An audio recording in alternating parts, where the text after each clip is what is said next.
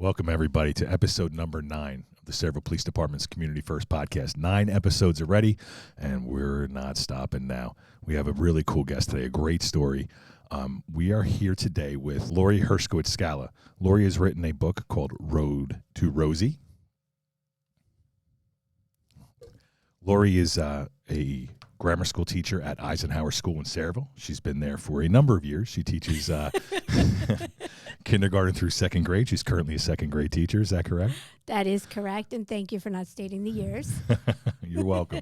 Well, welcome, Lori. Thank you. I'm really moved by this story. I'm really impressed with what you're doing, and I cannot wait for the people of Sayreville to hear this, because stories like this are the things we'd like to highlight just to remind people in Sayreville that why this community is as special as it is. You know, we feel blessed, and I certainly do, but I know a lot of other officers feel very blessed to work here and to serve this community. So to have stories like this is wonderful for us, so thank you for coming.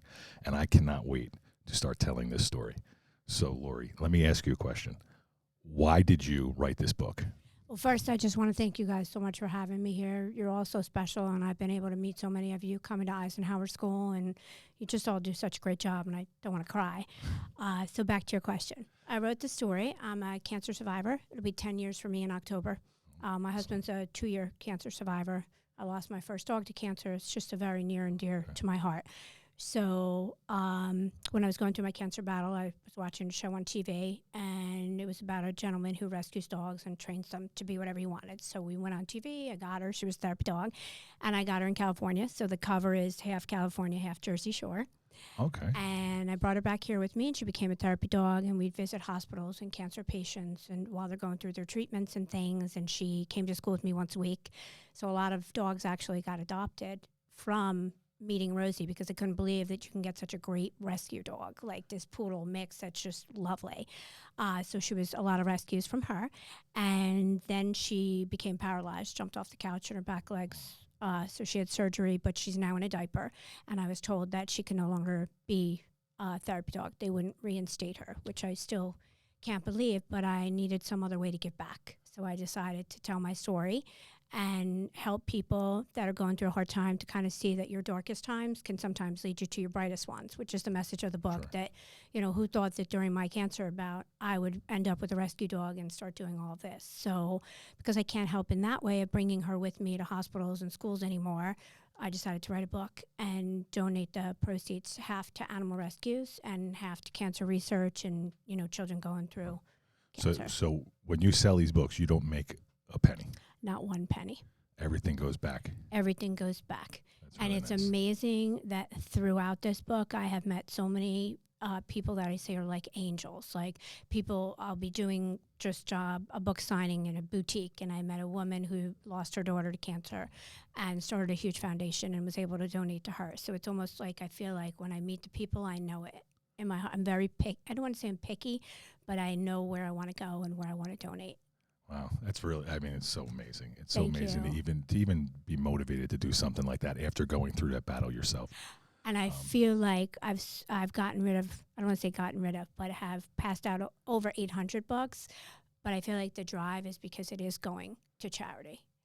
Wow, that's awesome. That Thank is so you. cool. Thank you. I'm just so impressed with the whole thing. I'm impressed with how it looks. I'm impressed with how it's done. I would definitely purchase these and bring them home, and for my kids. Right, I would read these stories. I think it's motivational. I mean, it's really, really well done. The art is great. Did you do the art? I did not do the art, but I did do all the text. All the text. Well, I'm not gonna go into the text because I don't want to give away the story to everybody before they purchase the book, right? So they can really help out in the community by doing that.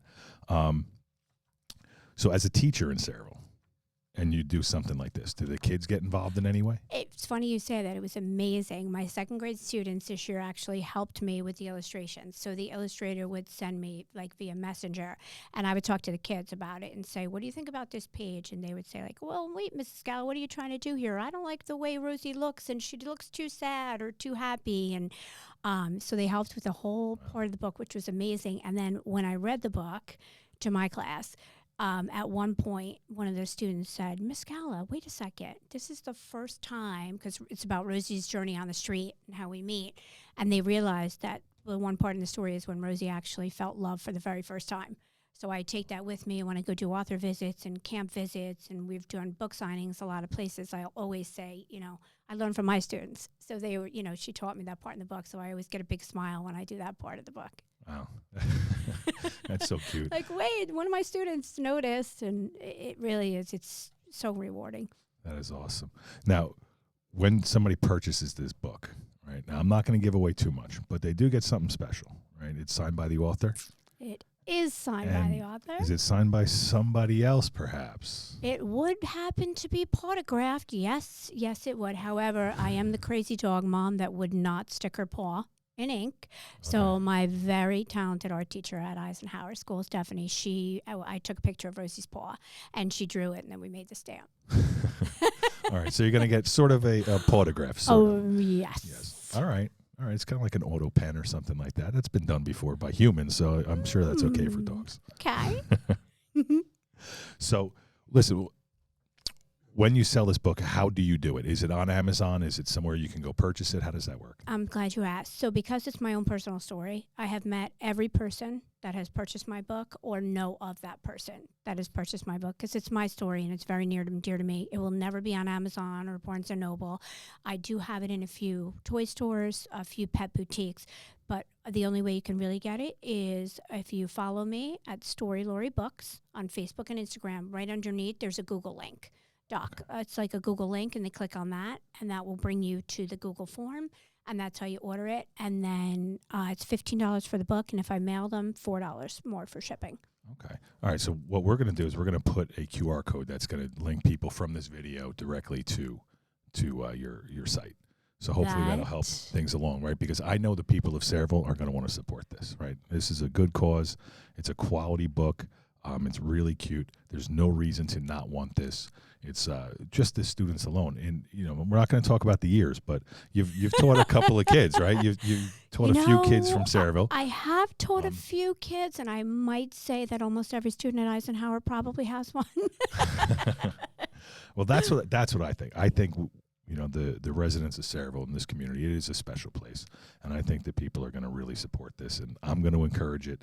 And if we can just get your students to encourage that, I think we're going to be able to help a lot of people. I think the story is wonderful. You're a tremendous asset to the community. You're a shining example of what Sayreville's all about. So I thank you so much. I thank you for doing what you're doing, and we're happy to help in any way. I'm certainly going to buy one before you leave. I might get maybe two. I might get one for Charlie's daughter, because Charlie, who sits in the back there, people may remember him as What's Charlie Chewing? Charlie's daughter is my favorite little human on the planet, and I am going to buy her another gift, and that will be this. That would be amazing. Like I keep saying, I'm so driven to sell these because of what I want to do with them. So the more I sell, the more I can help, and it just means so much to me and so close to my heart. So thank you so much. Like I said, we're happy to help. Thank you for coming. Thank you for doing this. And people of Sayreville, follow the QR code, the one I'm going to put right here when we edit this.